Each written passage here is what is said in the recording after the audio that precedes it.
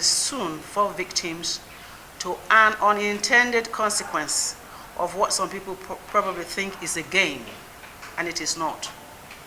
What they see as political wheeling and dealing is on the verge of starting the series of events that will leave Nigerians in the grip of such hunger and desperation as had never been known in the land.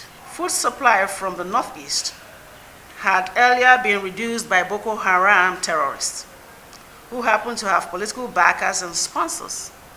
Food production in the north-central trial has been hampered by killer militias, killer herdsmen, and ethno-sectarian violence.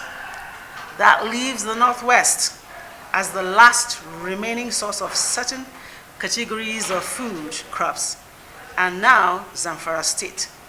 Politicians in that state are about plunging the country into a state of acute hunger. While the incessant killings were earlier classified as the handiwork of bandits, it has now been established that the killers were carrying out these killings to protect the illegal mining activities in the area.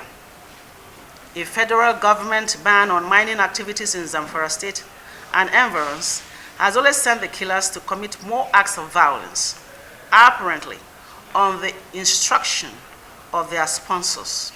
The Zamfara State politicians have been found out to be the owners of the mining operations and other high-caliber Nigerians. At the very least, some of them are partners with the foreign firms that mine gold in Zamfara State, and this is a fact. The incentive for them is that the ongoing orgy of violence in and around Zamfara State has taken national attention from the illegality of mining natural resources in manners that violate the provisions of the Constitution about resource control. We will mention just two instances. If these killings should disrupt rice production, especially in Kebbi State, then we are in for a tough time, because we know how much rice from this place means to Lagos State and the rest of Nigeria.